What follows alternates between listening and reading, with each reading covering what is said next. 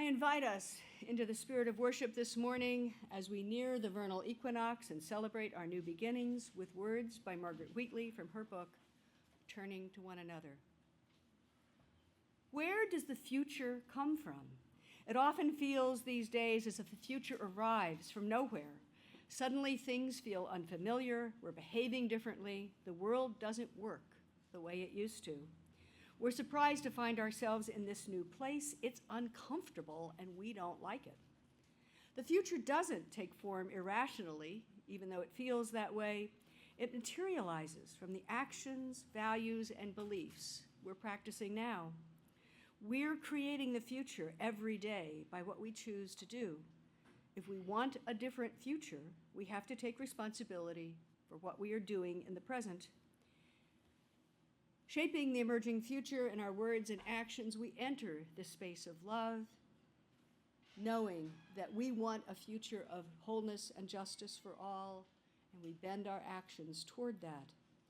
We shape here our highest aspirations and our deepest commitments. Let us worship in its most ancient meaning. Come, let us worship together. We humans are creatures of new beginnings. And we find occasion to create and celebrate beginnings in so many ways. Christians and pagans celebrate the new year beginning in midwinter, the rebirth of the sun after the long dark of winter, solstice.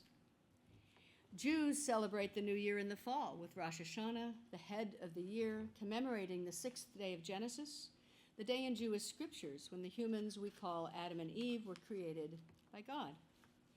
Even as the Jews celebrate a new beginning on Rosh Hashanah as the birthday of humanity, for many of us, our own birthdays are a sort of a new year, a new beginning, as we begin each year at a new age with all its opportunities and challenges.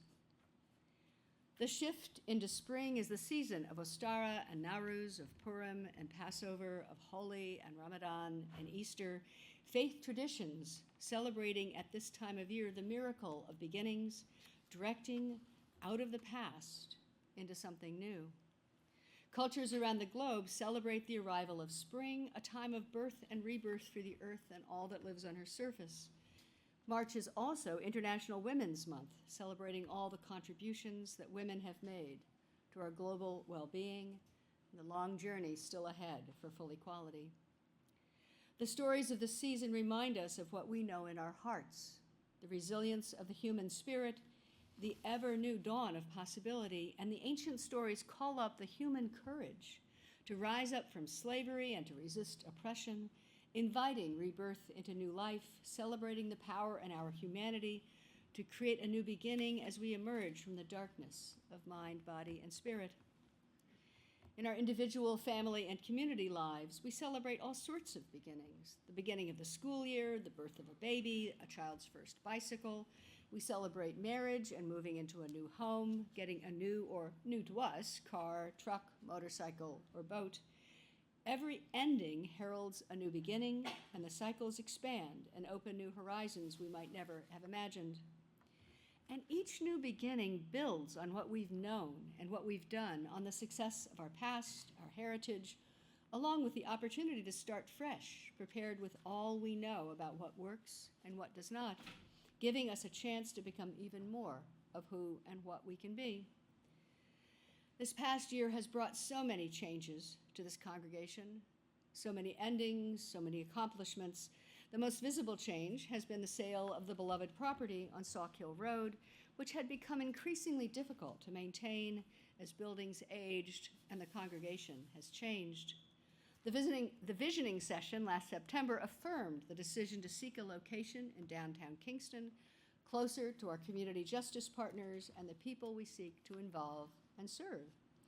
With the decision to rent this new space on Broadway, many hands and hearts pitched in for the big move, and meanwhile, the Memorial Garden Committee located a beautiful space at Wiltwyck Rural Cemetery, not very far from here, to continue providing a dedicated final resting place for our departed members and friends. All our new spaces herald opportunities for new beginnings as we build on our heritage, as we adapt to changes in the world and explore new ways to bring the light of our liberal faith to the world. In the sad, glad spirit of endings and beginnings, we benefit from the opportunity to make a fresh start, to experience the expansive possibilities of a new space, expanding relationships, as each brings new openings, new horizons into our lives. And today is no exception, as we've celebrated an ending that has made our new beginning possible with all the sad, glad emotions that can bring. As each new beginning calls us into new commitment, we join our minds and hearts and hands to shape the future as it emerges. A few weeks ago, we shared some questions about your vision for new opportunities and expansive possibilities as we settle into this new downtown Kingston space. And here are some intriguing highlights from your responses. You may remember there were pages of paper up on the wall over there, and you wrote your ideas. We asked, what excites you most about having moved to 474 Broadway?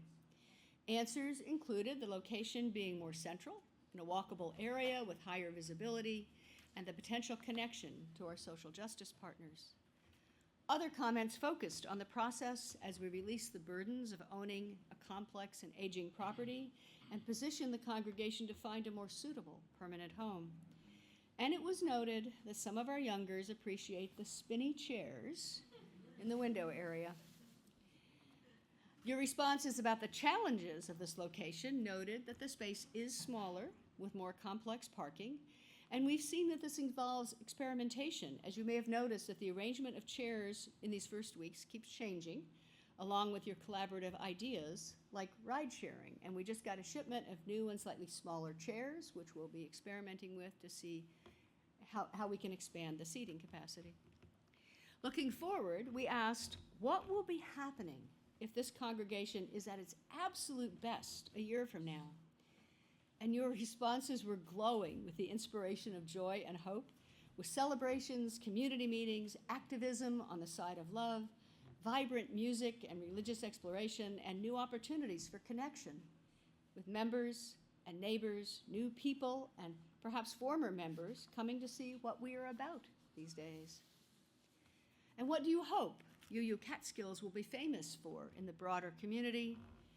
You hope for showing up for our values, for our activism and generosity with our community partners, for environmentalism and social justice. We can be known as a place where fun, interesting events happen, like the movie last night. And several said you hope we will be known for being inclusive, offering a safe and welcoming space, a place where everyone can truly be themselves. What we are known for can build on what we already do well. We sing, we celebrate, we create vibrant and welcoming worship services and events with music and joy. So you shared your ideas about ways we can gather and use our space, perhaps using the outdoors, and some ideas about how better to arrange this interior space.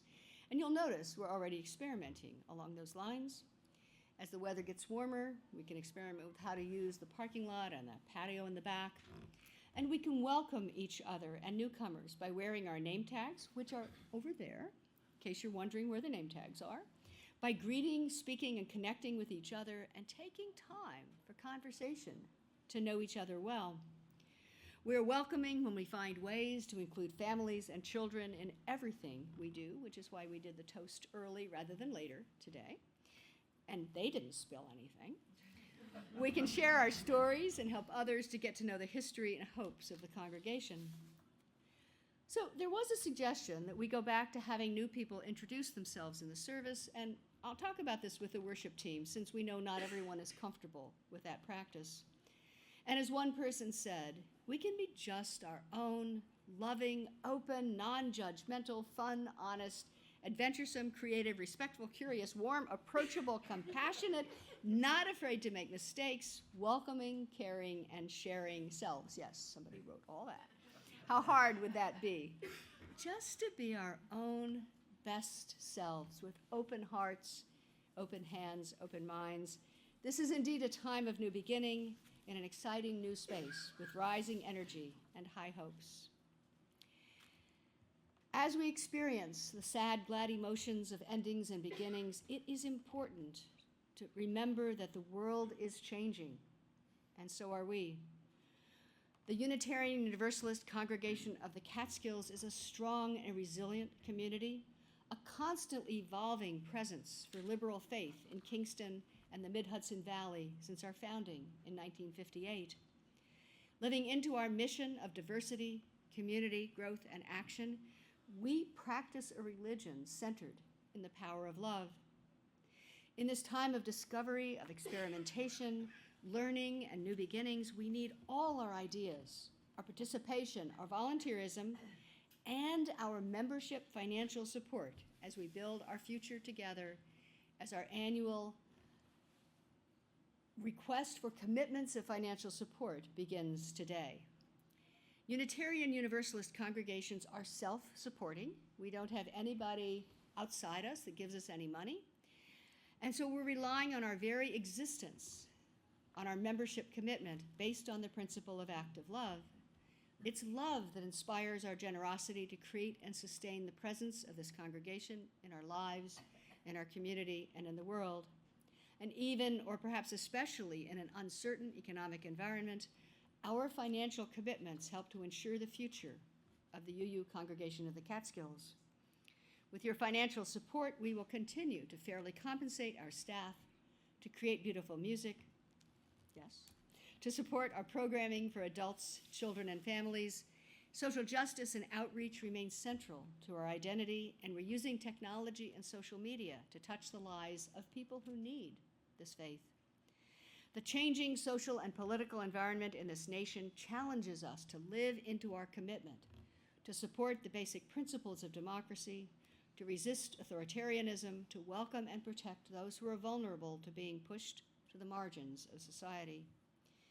Unitarian Universalism has always been a religion that leads the way with the deep values that are at the core of all faith traditions, reflected in our commitment to justice, equity, transformation, pluralism, interdependence, and generosity, centered always in the power of love.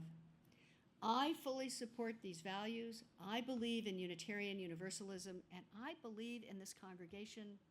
I believe in you.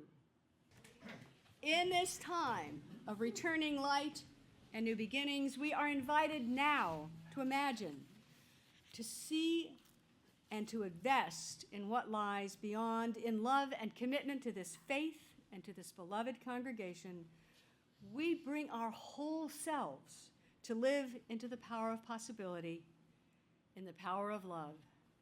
So may it be. Amen. And blessed be.